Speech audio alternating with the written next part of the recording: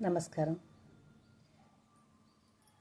ఒక సుమారు వారం రోజుల నుంచి మన శ్రీ గరికపాటి నరసింహారావు గారి గురించి, ఆయన చేసిన వ్యాఖ్యల గురించి మన మీడియాలో చాలా పెద్ద ఎత్తున దుమారం రేగుతుందనే చెప్పాలి. ఆయన ఒక సభలో ప్రసంగం చేస్తూ మిడ్ డే మీల్స్ గురించి మాట్లాడుతూ గాడిద గుడ్డు గుడ్డెట్టడం ఎందుకు, గాడిద గుడ్డెట్టడం ఎందుకు, మరి మధ్యాహ్న భోజనాలు ఎందుకు, వాళ్ళకి చదువు చెప్తే చాలు అని చెప్పారని చెప్పి దాని మీద అనేక మంది ఆయన దుమ్మెత్తిపోస్తున్నారు. ఆయన మీద అసలే మొదటి నుంచి కొంత ఇష్టం లేని వాళ్ళు మరికొంచెం ఆయన మీద నిందారోపణలు చేస్తూ ఆయన్ని కించపరచడానికి చూస్తున్నారు. ఆయన ఒక మహాపండితుడు. ఒకవేళ ఆయన తప్పు మాట్లాడాడా ఒప్పు మాట్లాడాడా అన్నది పక్కకు పెట్టండి, కానీ మరి ఆయనకి విజ్ఞత లేని మనిషిగా ఆయన్ని గురించి మనం మాట్లాడుతున్నప్పుడు మన విజ్ఞత ఏమైందన్నది కూడా మనం చూసుకోవాలి. మనకి విజ్ఞత ఉంటే మనం వాడు వీడు అని మాట్లాడం కదా. ఆయన్ని పరాన్నజీవి అని ఒక ఆవిడ అంటున్నారు. పరాన్నజీవులు కానివాళ్ళు ఎవరు ప్రపంచంలో? ప్రతి జీవి పరాన్నజీవే. ఒకళ్ళ మీద ఆధారపడకుండా ఇంకొకళ్ళు ఎవరు బతుకుతున్నారు చెప్పండి. అసలు ఒక జీవి కానీ ఏ జీవి కూడా, జంతువులే కాదు, పక్షులే కాదు, మనుషులమే కాదు, ప్రతి వాళ్ళు కూడా పరాన్నజీవులే. ఒకళ్ళ ఆధారం లేకుండా ఒకళ్ళు బతికే పరిస్థితే లేదు. ఎందుకంటే ఇప్పుడు ఆవిడ ఎవరో పండించిన ధాన్యాన్ని బియ్యంగా ఆవిడ చేసుకుని వంట చేసుకుని తింటున్నారు. ఎవరో నేసిన వస్త్రాన్ని ఆవిడ కడుతున్నారు. అంటే పరోక్షంగా ప్రత్యక్షంగాను పరోక్షంగాను కూడా ఒకళ్ళ మీద ఆధారపడితేనే పనులు జరుగుతాయి. సంఘంలో ఏదైనా అంతే. అంతేగాని ఎవరి పంట వాళ్ళు పండించుకొని తింటలేదు, ఎవరు నేసిన బట్ట వాళ్ళు కట్టుకోవట్లేదు. ప్రతి అవసరానికి ఇంకొకళ్ళ అవసరం పడుతూనే ఉంటుంది. అందుకని ఆయనే కాదు, అందరూ కూడా పరాన్నజీవులే. ఇప్పుడు ఆవిడ అన్నావిడ కూడా పరాన్నజీవే, అందరి మీద ఆధారపడుతూ ఆవిడ కూడా అలాగే బతుకుతారు కదా. ఆవిడ పంట ఆవిడ పండించుకు తినరు కదా. అంచేత అయితే ఇంకొకటి, పని పాట లేకుండా ఆయన ఏదో వ్యాఖ్యలు చేస్తున్నారన్నట్టుగా ఈ బ్రాహ్మణులు అన్న వాళ్ళకి పని పాట ఉండదు, నోటి మాటలు చెప్పేసి డబ్బులు క్యాష్ చేసుకుంటున్నాడని, తర్వాత ఏమో ఆయన గురించి ఎన్ని రకాల మాటలు అంటే ఒక రకం మాటలు కాదు, చెప్పడానికే నాకు బాధ అనిపిస్తుంది. వాడు వీడు అనేంత స్థితి ఏంటమ్మా అసలు. మనకి ఆయనకు వచ్చిన విద్యలో కనీసం మనకు 100 ఏమన్నా తెలుసా? తెలియదానికి అంత మహాపండితుడిని ఆయన చెప్పింది ఒప్ప తప్ప అన్నది పక్కకు పెడితే ఒక అంత పెద్ద వ్యక్తిని, పద్మశ్రీ అవార్డు గ్రహీత, అపర మేధావి, అలాంటి ద్విశతావధాని, అలాంటి ఆయన్ని, అంత అపర సరస్వతీదేవి ఆయనలో తాండవిస్తున్న మనిషిని వాడు వీడు అంటూ నోటుకొచ్చినట్లు మాట్లాడడం సబబు కాదేమో అనిపిస్తుంది. మీకు బాధగా అనిపిస్తే మామూలుగా చెప్పాలంతే. అలా అనడం సబబు కాదండి, ఇలాగని నోటితో చెప్పండి. మరి ఆయనని మీరేం చేస్తున్నారు? మీరు కూడా ఆయన నాన్న తిట్లు తిడుతున్నారు కదా. అది విజ్ఞత? తిట్టడం విజ్ఞత కాదు కదా. దానికి దేనికైనా సరే పర్యవసానం ఎలా ఉండాలి? కూర్చొని చర్చించుకోవాలి. అంతేగా నోటుకొచ్చినట్టు ఎవరికి పడితే వాళ్ళు తిట్టడం అది పద్ధతి అయితే కాదు. ఆయన చెప్పిన దాంట్లో కూడా మనకి ఇష్టమైతే చెప్పిన దాంట్లో అర్థాన్ని మనం జాగ్రత్తగా తీసుకోగలుగుతాం. ఇష్టం లేనప్పుడు కోడిగుడ్డుకి చూసారు, అదే గుడ్డు గురించి చెప్తున్నాను. కోడిగుడ్డుకి వెంట్రుకలు పీకడం అంటారు దాన్ని. లేనిదాన్ని పీకుతారు, పీకడానికి ప్రయత్నం చేయడం అనమాట. అంటే ఆయన అన్న దాంట్లో తప్పే ఉంది. మేము చదువుకున్నప్పుడు కూడా మిడ్ డే మీల్స్ ఉంది. అప్పుడు కూడా రోజుకు ఒక టీచర్కి డ్యూటీ వేసేవారు అక్కడ ఆ వంట చేసే దగ్గర. వీళ్ళు ఆ రోజు పాఠం పోయిది వెళ్ళిపోయి వాళ్ళు అక్కడ కూర్చునేవారు. వాళ్ళు వంట వండి పిల్లలకి పెట్టే వరకు కూడా వాళ్ళు అక్కడ చూడవలసి వచ్చేది. ప్రతి టీచర్కి రోజుకు ఒకరికి చొప్పున వేసేవారు. నేను చిన్నప్పుడు నాకు తెలుసు, నేను 7th గట్రా చదువుతున్నప్పుడు ఖచ్చితంగా మిడ్ డే మీల్స్ ఉండేది. ఆ తర్వాత మళ్ళీ తీసేశారు. కానీ యూపీ స్కూల్లో నేను చదివేదాన్ని. యూపీ స్కూల్లో 7th వరకు కూడా మిడ్ డే మీల్స్ ఉంది అప్పుడు. అదేవిధంగా ఆయన చెప్పింది ఏంటంటే, ఈ లెక్కలతో వాళ్ళకి టెన్షన్లు వచ్చేస్తున్నాయి. ఏంటి ఈ కోడిగుడ్ల లెక్క, ఈ బియ్యం లెక్క, ఇవన్నీ నిజానికి చెప్పాలంటే ఇవి పూర్తిగా సవ్యంగా జరుగుతున్నాయని అయితే నేను అనుకోవటం లేదు. ఎందుకంటే మా కుటుంబంలో కూడా టీచర్స్ ఉన్నారు. అంచేత నేను చెప్తున్నాను. వాళ్ళ బాధ పడలేక అందరి పిల్లలు ఇప్పుడు చెప్పాలంటే ఈ మధ్యకాలంలో భోజనానికి ఇబ్బంది పడేవాళ్ళు అయితే 100కి 99% భోజనం లేని వాళ్ళు అయితే లేరు. ఎందుకంటే ఇప్పుడు పని దొరుకుతుంది, ఏదో ఒక పని దొరుకుతుంది, పని చేసుకుంటున్నారు. అయితే అందరూ పనే చెయ్యాలా అంటే మరి అందరూ అందరూనేమో దంచేవాళ్ళు అయితే ఏదో తినేవాడేవాడని. ఏంటంటే ఒక్కొక్క మనిషికి ఒక్కొక్క పని నచ్చుతుంది, అది వాళ్ళు ఎంచుకోవడాన్ని బట్టి ఉంటుంది. ఇంకా విషయాలు చాలా విచిత్రంగా మాట్లాడుతున్నారు. ఏంటి ఈ లెటిన్లో అవి కడిగేవాళ్ళు, పాకిదొడ్లు కడిగేవాళ్ళు వాళ్ళే ఫిల్ చేసుకుంటున్నారు, వాళ్ళతోనే ఫిల్ అవుతున్నాయి. అదే నాన్నగారిన కుటుంబాల వాళ్ళ నుంచే వస్తున్నాయి. ఈ వీళ్ళెందుకు వీళ్ళెందుకు ఫిల్ అవ్వరు, వాటిల్లో వీళ్ళెందుకు ఉద్యోగాలు చేయరు, వాళ్ళు పెట్టుకోమని కూడా ఎవరూ చెప్పట్లేదు కదా. మానేయండి, మొత్తం అందరూ పని మానేయండి. చచ్చినట్టు మన అమెరికాలో అలాగే ఎవరి పనులు వాళ్ళు చేసుకుంటారు. ఎవరి కోసం చేసుకుంటారు? నీకు పని కావాలి, ఆ పని కావాలి, ఆ పనే కావాలని వెళుతున్నారు. వెళితే ఆ పని ఇస్తున్నారు. వెళ్ళకమ్మా, ఆ పనికి ఎవడు వెళ్ళమన్నాడు? మానేయండి. మానేస్తే ఎవరి పని వాళ్ళు చేసుకుంటారు. అదే మంచిది, అదే మంచిది కదా. లేకపోతే మిగతా వాళ్ళు వెళ్ళి చేసుకుంటారా, లేకపోతే వాళ్ళ పనులు వాళ్ళే చేసుకుంటారు. ఒక్కొక్కరు ఒక్కొక్క పని ఇష్టపడతారు. నాకు వంట అంటే ఇష్టం, అందరికీ ఇష్టం ఉండాలని రూల్ లేదు కదా. నువ్వు ఎందుకు వండవో, ఆవిడ వండుతోంది అంటే ఎవరి ఇష్టం వాళ్ళది. నాకు వండడం ఇష్టం, అందరికీ ఇష్టం అవుతుందా? కొంతమందికి పని చేయడం ఇష్టం అవుతుంది, కొంతమందికి పని చేయకపోవడం ఇష్టం అవుతుంది. అంచేతంటే విభిన్నమైనటువంటి సంస్కృతులు, విభిన్నమైనటువంటి మనస్తత్వాలు ప్రజల్లో ఉంటాయి. ఎవరికి నచ్చిన పని వాళ్ళు చేస్తారు. దాని గురించి కూడా విమర్శించక్కర్లేదు. ఇప్పుడు అన్నవాళ్ళు ఎవరన్నా కూర్చుని వాళ్ళు ఒకదప్పుడు మాటలే కదా చెప్తున్నారు. వాళ్ళు ఎవరన్నా వెళ్ళి పైకానాలకు అడుగుతున్నారా? ఈవిడ వెళ్ళి అక్కడ పెట్టచ్చు కదా, అప్లికేషన్ పెట్టి ఈవిడ ఆ పని చేయొచ్చు కదా. మరి ఎందుకు చేయటం లేదు? స్టూడియోలోకి వచ్చి కూర్చుని ఈ మాటలు ఎందుకు ఆడుతున్నారు? అంటే మీకు ఆ పని ఇష్టం లేదనే కదా. ఇంకొకళ్ళు మీ ఇంట్లోకి అడుగుతారు, మీరు నిజం ఒప్పుకోండి, అలాగే అందరం అనుకోండి. ఎవరికి నచ్చిన పని వాళ్ళు చేస్తారు. మీకు ఇలా కూర్చుని మాట్లాడడం మీకు ఇష్టం, మీరు మాట్లాడుతున్నారని అందరూ వచ్చి కూర్చుని మాట్లాడరు కదా. ఎవరి పని వాళ్ళు చేసుకోవాలి, ఎవరికి ఇష్టమైన పని వాళ్ళు చేసుకోవాలి. అంతేగాని బలవంతంగా మీరే చెయ్యండి ఈ పనిని ఏ వృత్తిని కూడా శాసించిన వాళ్ళు ఇప్పుడైతే లేరు. మీకు ఏ పని అయితే ఆ పని చెయ్యొచ్చు. ఇప్పుడు ఎంతోమంది పెద్ద కుటుంబాల్లో పుట్టిన వాళ్ళు వ్యవసాయం మీద దృష్టి చాలా మళ్లించుతున్నారు, చక్కగా వ్యవసాయం చేసుకుంటున్నారు. అలాగే ఎవరికి నచ్చిన పని వాళ్ళు చెయ్యాలి. కానీ పెద్దవాళ్ళని, అంత పెద్ద ఆయన్ని, మహాపండితుడిని పట్టుకుని వాడు వీడని ఉచ్చరించడం అయితే నాకేం నచ్చలేదు. మిడ్ డే మీల్స్ వల్ల కొన్ని ఇబ్బందులు అయితే ఉన్నాయి కాబట్టి ఆయన చెప్పారు. అంతేకాకుండా పూర్వం కష్టపడితే చదువు వస్తుందనే ఉద్దేశం. మా కుటుంబంలో కూడా మా అన్నదమ్ములు వాళ్ళు కూడా అందరూ కూడా ఎంతో కష్టపడి శ్రమకు వచ్చి చదువుకున్నారు చక్కగా ఉద్యోగం. అప్పుడు భోజనం, అప్పుడు మా వాళ్ళందరూ చదువుకున్నట్టు భోజనాలు ఏం పెట్టలేదు. మధ్యాహ్నం అసలు బాక్స్ కూడా పట్టుకెళ్లకుండా వాళ్ళు చదువుకున్నారు.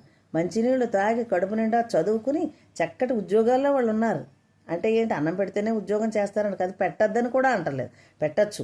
కాకపోతే ఏంటంటే దానికి తగినటువంటి పరిస్థితిని నెలకొల్పుకోవాలి. టీచర్లకు భారాన్ని చేయకూడదని నేను ఉద్దేశం, అంతకన్నా ఏం కాదు. టీచర్లు అంటే చదువు చెప్పడానికి, విజ్ఞానాన్ని నేర్పడానికి, పిల్లలకి క్రమశిక్షణ నేర్పడానికి. నీకో విషయం తెలుసా? అసలు ఈ మధ్యకాలంలో మీరు అసలు స్కూల్ పిల్లల గురించి మీకు తెలుసో తెలీదో, శుభ్రంగా ఇంటి దగ్గర భయం లేదు. ఎందుకంటే నువ్వు అన్నం పెట్టక్కర్లేదు, నాకు బడిలో అన్నం పెడతారు అనే ధీమాతో తల్లిదండ్రుల మీద ఎదురు తిరుగుతున్నారు.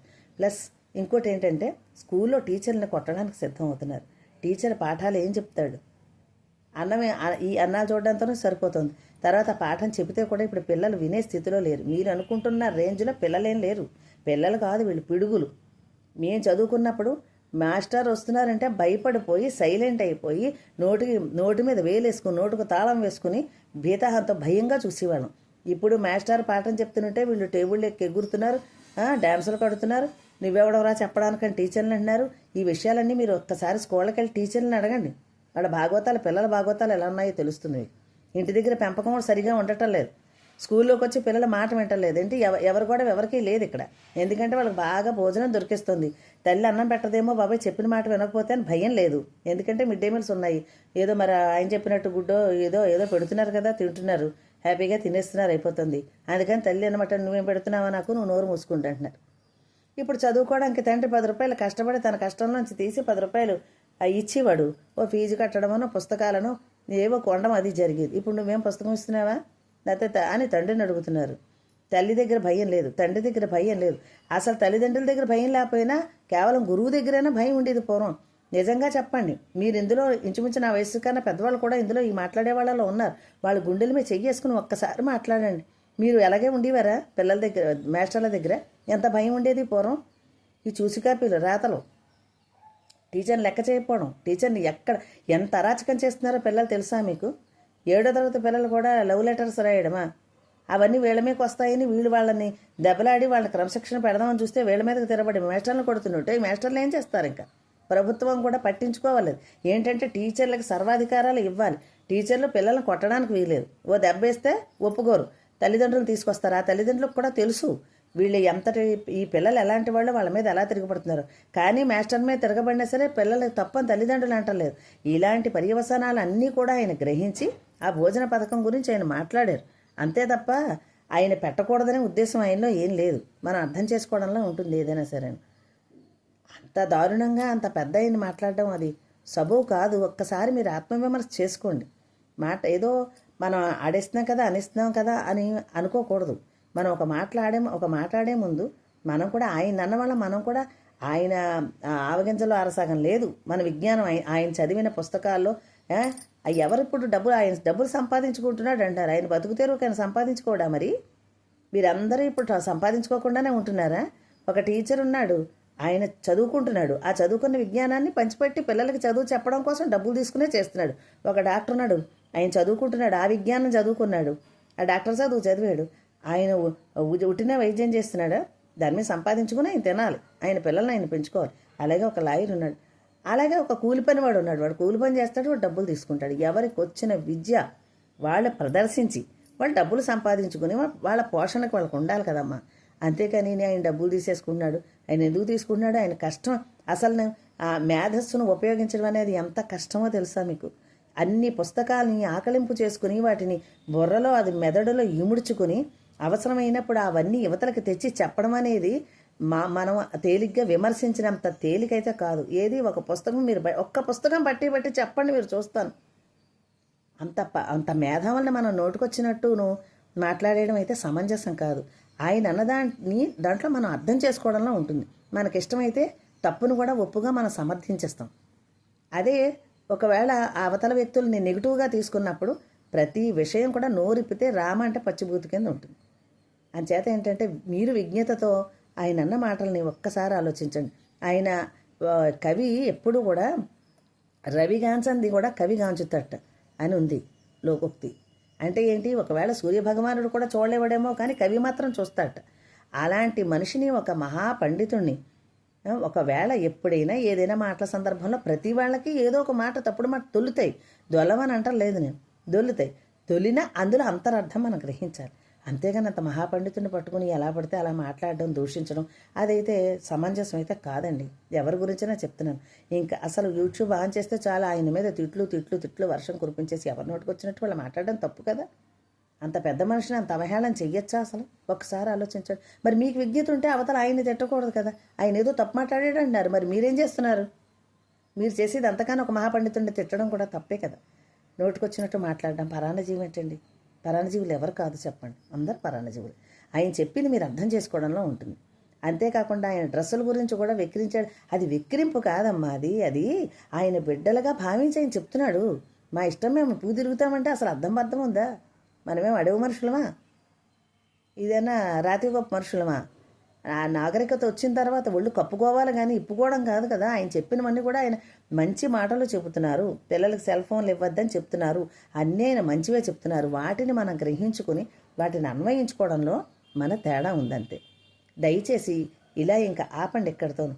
అనవసరంగా ఆయన్ని రచరచ చేసి ఎందుకండి? ఏం సాధిస్తారు అలా మాట్లాడి? అంత పెద్ద ఆయన్ని మీకు అసలు తప్పు అని అనిపించటం లేదా? అంత పెద్ద అయిన అలా మాట్లాడచ్చా?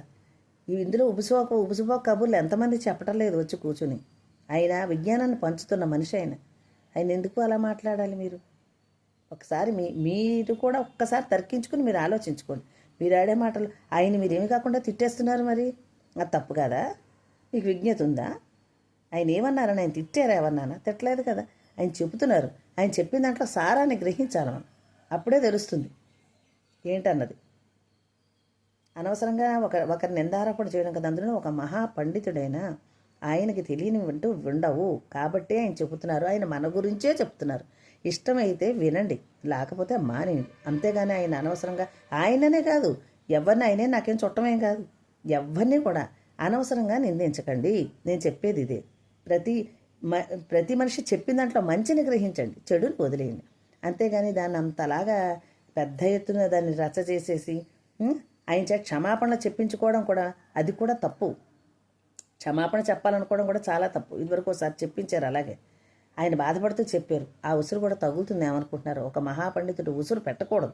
పెట్టితే అది మన మంచి కోసం చెప్పే మనిషి అవ్వడం వల్ల ఆ ఉసురు కూడా మనకు తగులుతుంది. కాబట్టి ఎప్పుడు కూడా పెద్దవాళ్ళు మనం గౌరవించుదాం. మనం గౌరవిస్తే మన పిల్లలు గౌరవించుతారు. మనం ఎదురు తిరుగుతుంటే పిల్లలు కూడా స్కూల్లో టీచర్ల మీద ఎదురు తిరుగుతున్నారు. రెండింటికి చేయడం రేవడవుతున్నారు వాళ్ళు. ఆయన చెప్పింది ఏమీ తప్పు లేదు. ఎందుకంటే తినేసి వాళ్ళు తిరగబడుతున్నారు. అటు ఇంటి దగ్గర తల్లిదండ్రుల మీద తిరగబడుతున్నారు, ఇక్కడ తిరగబడుతున్నారు. అయినా ఇంకో విషయం చెప్తున్నాను, తల్లి చేత్తో వండి పెట్టిన గంజి నీళ్ళైనా సరే అది అమృతంలా అనిపిస్తుంది. మీకు అలా పెట్టాలి అని నిజమే, పోనీ వాళ్ళకి లేదు పెట్టాలని అనుకుంటున్నారు, తప్పని నేను అంటలేదు. ఏం చేద్దంటే రేషన్ ఇంటికి ఇచ్చేస్తే వాళ్ళు తినే కారమో పులుపో ఉప్పు వాళ్ళకి నచ్చినట్టుగా తల్లి వండి పెట్టగలదు. మొత్తాన్ని ఇక్కడ ఎలా వండుతున్నారు, ఇక్కడ శుభ్రం ఎలా ఉంటుంది, అంతమందికి పెట్టేటప్పుడు శుభ్రత పాటించలేరు. చూస్తున్నాం కదా ఎక్కడికక్కడ స్కూళ్ళలో శుభ్రత పాటించలేరు. ఆ తర్వాత నిజంగా ఏం పడిందో కూడా అంతంత వంటకాలు చేసినప్పుడు వాళ్ళు కూడా ఏంటంటే వండిన వాళ్ళు కూడా అంత ఇంట్లో తన పిల్లలకి వండి పెట్టినంత శ్రద్ధగా అయితే వండరు. అందులో కొంత వెళ్ళిపోతూ ఉంటాయి. అందులో ఒక 1/4 కేజీ పెసరపప్పు వేసి పులుసు పెట్టమంటే 1/4 కేజీ అందులో ఉండదు, పప్పు ఖచ్చితంగా ఉండదు. నేను రాసేవ్వగలను అన్నమాట, ఉండదు. ఎందుకంటే జరుగుతున్న అన్యాయాలు ఇలా ఉంటున్నాయి. దానికన్నా ఇంటికి రేషన్ ఇస్తే ఆ తల్లే వాడికి అమ్మగా వాడికి నచ్చిన విధంగా వండి పెట్టుకుంటుంది కదా. ఎందుకు వాళ్ళని వండమని మళ్ళీ వాళ్ళని దానికి మనుషులను పెట్టి ఈ డబ్బంతా ఖర్చు పెట్టి అవి సవ్యంగా జరగకపోవడం, తర్వాత అందులో ఒకవేళ ఏ కలుషితమైనా జరిగితే ఎంతమంది పిల్లలకి కూడా రోగగ్రస్తులు అవుతారు. అదే ఇంటి దగ్గర జరిగినప్పుడు ఆ కుటుంబానికి చెందిన వాళ్ళే రోగగ్రస్తులు అవుతారు. అది ఆయన చెప్పిన దాంట్లో అంతరార్థం అంతే తప్ప ఆయన పిల్లలకు అన్నం పెట్టద్దను గుడ్డు ఇవ్వద్దను ఇలాంటివన్నీ ఏం కాదు ఆయన చెప్పినవి. తినేసి ఏం చేస్తున్నారంటే పిల్లలు టీచర్ల మీద తిరగబడుతున్నారు. కాబట్టి ఆయన చెప్పారు, అందరూ సహృదయంతో అర్థం చేసుకుని అందరూ సంయమనంతో మనం కలిసి నడుద్దాం, సరేనా? వేరే విధంగా అర్థం చేసుకోకండి. అందరూ కూడా ఆయన మంచి చెప్పిందని మంచిగా మనం అర్థం చేసుకుంటే సరిపోతుంది. అంచేత ఎవరిని ఎవరు నిందించుకోవద్దు. ఇష్టమైన వాటిని తీసుకుందాం, కష్టమైన వాటిని వదిలేద్దాం. మరి నా మాటలు నచ్చితే మీకు నా ఛానల్ సబ్స్క్రైబ్ చేసి షేర్ చేసి కామెంట్ రూపంలో అన్నీ తెలియచేస్తే నన్ను ఒకవేళ నేను ఏమైనా తప్పులు మాట్లాడినా నేను సరిదిద్దుకుంటాను. ధన్యవాదాలు.